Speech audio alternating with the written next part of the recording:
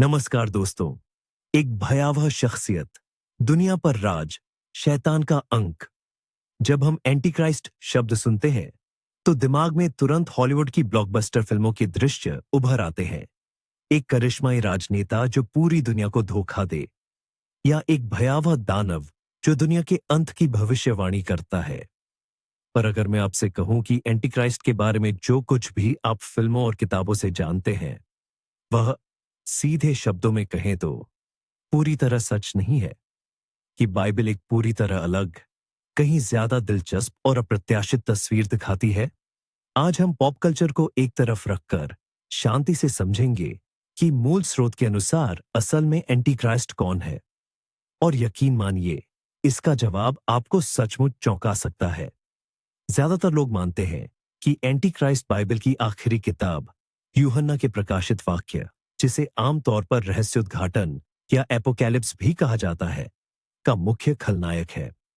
तार्किक लगता है ना? अंतिम समय, अच्छाई और बुराई के बीच की अंतिम लड़ाई।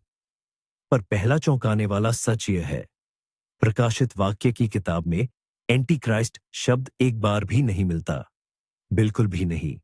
यह अवधारणा नए नियम के बिल्कुल अलग लेखों में दिखाई देती है, खासकर प्रेरित यूहन्ना के ही पत्रों में। और वहां का संदर्भ बिल्कुल अलग है। यही हमारी शुरुआत का बिंदु है। हम लोकप्रिय मिथकों को बाइबल के तथ्यों से अलग करेंगे, ताकि ये समझ सकें कि असल में किसकी या किस चीज की बात हो रही है। तो कहां से शुरू करें?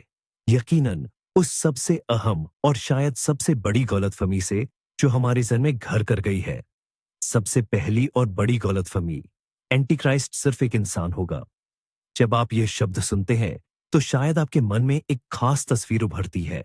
एक भयावह और अविश्वसनीय रूप से करिश्माई राजनेता जो पूरी दुनिया को एकजुट करेगा और फिर अपना असली रंग दिखाएगा। या फिर एक प्रतिभाशाली वैज्ञानिक जो इंसानियत को सभी मुसीबतों से बचाने का वादा करेगा, लेकिन एक भयानक मोल पर। जरा सोचिए, फिल्में, किताबें, सीरीज याद कीजिए, हर जगह तस्वीर एक ही है। एक आकर्षक नेता जिसकी मुस्कान चकाचौंध कर देने वाली हो, जिसके भाषण सभी चैनलों पर प्रसारित होते हो। लोग उसे श्रद्धा और उम्मीद से निहारते हैं। वह झूठे चमत्कार करता है, दुनिया भर के संकटों को हल करता है और एक स्वर्णिम युग का वादा करता है। और कहीं पर्दे के पीछे उसकी शैतानी असलियत और संख्या 666 छिपी होती है। और हाँ, आप मानेंगे कि यह छवि बहुत सुविधाजनक है। यह सीधी सादी और आसानी से समझ में आने वाली है। एक साफ साफ खलनायक है जिसे पहचानना और हराना है। ठीक एक परियों की कहानी या वीडियो गेम की तरह। अच्छाई बनाम बुराई, आमने सामने। यह हमें ये सोचने देता है कि बुराई कोई बाहरी चीज है, कुछ ऐसा जो कहीं बाहर से दूर भविष्य में आएगा, और हमारा काम बस इंतजार करना और उसके झांसे में न आना है। यह सामूहिक छवि यकीनन यूं ही नहीं बन गई। इसे एक पहेली की तरह बाइबल की भविष्यवाणियों के अलग अलग टुकड़ों से जोड़ा गया है। रहस्योद्घाटन की पुस्तक में वर्णित भयावह पशु से कुछ अंश लिए गए। प्रेरित पौलुस ने जिसके बारे में लिखा था, उस पाप के व्यक्ति के गुण भी इसमें शामिल किए गए। इन सब में सदियों पुराने डर, साजिश के सिद्धांत और हॉलीवुड के स्पेशल इफेक्ट्स का भरपूर तड़का लगाया गया। और इस तरह एक ऐसा उत्पाद तैयार हो गया जो बाजार में खूब बिकता है। लेकिन असली बात यह है, अगर हम इन सारी फिल्मों को एक तरफ रख दें और बाइबल में ठीक उन जगहों को खोलकर देखें जहां प्रेरित यूहन्ना ने एंटी क्राइस्ट शब्द का इस्तेमाल किया है, तो हमें कुछ बिल्कुल अलग दिखाई देगा। जो तस्वीर वह पेश करते हैं वह कहीं ज्यादा जटिल, गहरी और सच कहूं तो हम में से हर एक के लिए कहीं ज्यादा प्रासंगिक है। यहीं, इसी पल। लेकिन बाइबल खुद क्या कहती है? और यहीं से बात सबसे दिलचस्प मोड़ लेती है। हम देखते हैं कि मूल स्रोत में, प्रेरित यूहन्ना के पत्रों में असल में क्या लिखा है। तैयार हो जाइए, क्योंकि यह बात पूरी तरह से खेल का रुख बदल देगी। यूहन्ना लिखते हैं, मैं भावार्थ प्रस्तुत कर रहा हूं। बच्चों, यह अंतिम समय है, और जैसा कि तुमने सुना है कि मसीह विरोधी आएगा, वैसे ही अब बहुत से मसीह विरोधी आ गए हैं। सुना आपने? एक नहीं, बल्कि कई, बहुवचन में। और वे किसी अस्पष्ट भविष्य में नहीं हैं, बल्कि अभी प्रकट हुए हैं, यानी उस समय ही आरंभिक कलीसिया के दिनों में। यह किसी दूर के महाखलनायक के बारे में भविष्यवाणी नहीं है। यह एक ऐसी सच्चाई का बयान है जो प्रेरित की आंखों के सामने घट रही थी। लेकिन यूहन्ना इससे भी आगे बढ़ते हैं। वे मसीह विरोधी की आत्मा की अवधारणा प्रस्तुत करते हैं, यानी यह सिर्फ कुछ यादृच्छिक लोगों का समूह नहीं है। यह एक सामान्य विचार या दर्शन है जो उन्हें एकजुट करता है।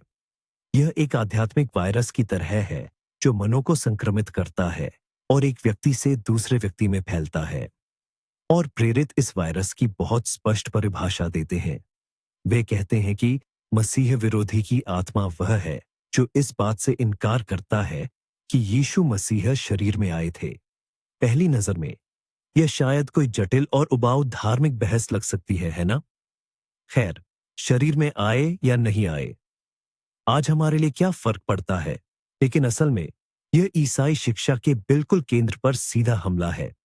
यह कहना कि मसीह शरीर में नहीं आए थे, इसका मतलब है कि परमेश्वर असल में इंसान नहीं बने, कि यीशु सिर्फ एक भूत थे, या एक महान शिक्षक, या एक बुद्धिमान भविष्यद्वक्ता, कुछ भी, लेकिन वह नहीं जो उन्होंने खुद को कहा था, परमेश्वर, जो हमें बचाने के लिए हम में से एक बन गए।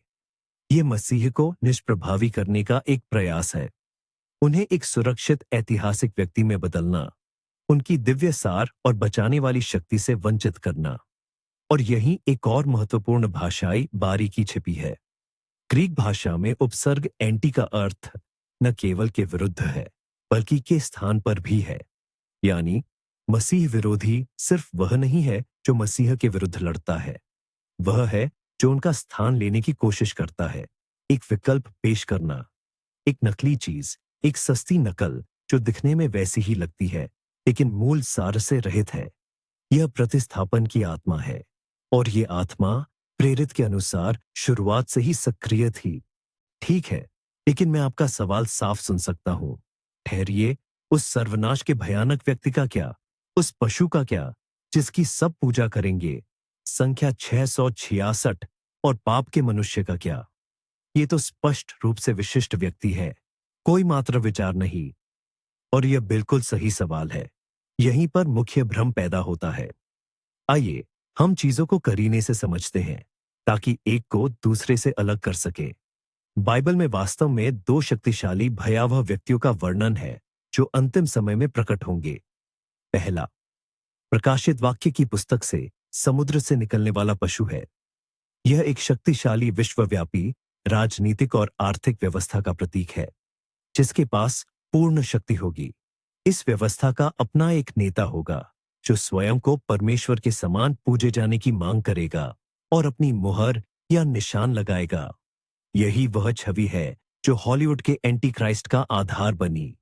दूसरा, पाप का मनुष्य है जिसके बारे में प्रेरित पौलुस ने थिस्सलुनीकियों को लिखी अपनी पत्री में बताया है। वह उसका वर्णन ऐसे व्यक्ति के रूप में करते हैं जो परमेश्वर के मंदिर में परमेश्वर के समान बैठेगा, स्वयं को परमेश्वर घोषित करेगा। यानी यह अहंकार और ईश्वर निंदा का चरम है। तो फिर उन्हें एंटी क्राइस्ट के साथ भ्रमित करना इतना आसान क्यों है? क्योंकि उनके कार्य ही एंटी क्राइस्ट की आत्मा का अधिकतम प्रकटीकरण है। वे ठीक वही करते हैं जिसके बारे में हमने बात की। वे मसीह के स्थान पर खड़े होने की, उन्हें बदलने की कोशिश करते हैं। आइए इसे इस तरह समझते हैं। एंटी क्राइस्ट की आत्मा एक विचारधारा है। यह एक सॉफ्टवेयर, एक वायरस है जो सदियों से मानवता को इस विचार से संक्रमित कर रहा है कि परमेश्वर के बिना काम चल सकता है, कि मनुष्य स्वयं ही अपना ईश्वर है, और पशु और पाप का मनुष्य, ये, यदि आप चाहें तो, इस सॉफ्टवेयर का अंतिम संस्करण है। ये उनका सबसे शक्तिशाली, केंद्रित और भयानक अवतार है जो अंत से ठीक पहले एक विशिष्ट व्यवस्था में और संभवतः एक विशिष्ट व्यक्ति में प्रकट होगा। इस प्रकार वे घनिष्ठ रूप से जुड़े हुए हैं, लेकिन वे एक ही चीज नहीं है। एंटी क्राइस्ट की आत्मा एक व्यापक और निरंतर घटना है, और पशु इसका चरमोत्कर्ष है। उन्हें भ्रमित करना ऐसा है जैसे फांसीवाद की विचारधारा को हिटलर जैसे विशिष्ट ऐतिहासिक व्यक्ति के साथ भ्रमित करना। एक दूसरे को जन्म देता है, लेकिन वे पर्यायवाची नहीं है। इस अंतर को समझना हमें यह देखने में मदद करता है कि बाइबल की चेतावनी केवल एक खलनायक के इंतजार से कहीं अधिक व्यापक है। तो इस सबका सबसे महत्वपूर्ण और शायद चौंकाने वाला निष्कर्ष ये है, बाइबल में जिस मसीह विरोधी एंटी क्राइस्ट की बात की गई है, वह भविष्य का कोई व्यक्ति मात्र नहीं, बल्कि एक विचार है, एक भावना है। ये एक ऐसी मूल्य प्रणाली है जो अभी भी काम कर रही है और मानव इतिहास के दौरान हमेशा सक्रिय रही है। इसका सार क्या है? प्रेषित यूहन्ना, जॉन स्पष्ट रूप से कहते हैं कि मसीह विरोधी की भावना वह है जो इस बात से इनकार करती है कि यीशु मसीह देह धारण करके आए। ये कोई भी विचारधारा, दर्शन या व्यक्ति हो सकता है जो मसीह के व्यक्तित्व और उनके कार्य को कम आंकता है या विकृत करता है। यह सिर्फ विरोध करना नहीं, बल्कि मसीह का विकल्प बनना है। यह मसीह की जगह लेने, मोक्ष या सत्य का एक वैकल्पिक मार्ग प्रस्तुत करने का प्रयास है जो वास्तव में कहीं नहीं ले जाता। और यहीं पर आता है असली मोड़। बाइबल हमें भविष्य के किसी राक्षस से डरने के बजाय अभी और यहीं पर सतर्क रहने की चेतावनी देती है, ताकि हम इस भावना को उन विचारों में पहचान सके जो हमें पेश किए जाते हैं, उन मूल्यों में जो हम पर थोपे जाते हैं, और यहां तक कि हमारे अपने विचारों में भी। यह ध्यान दूर के भविष्य से हमारी रोजमर्रा की जिंदगी पर केंद्रित करता है। तो बाइबल के अनुसार सच्चा मसीह विरोधी फिल्मों में दिखाए जाने वाले सींगों वाले शैतानी जीनियस जैसा नहीं है। ये कहीं अधिक सूक्ष्म और सर्वव्यापी घटना है।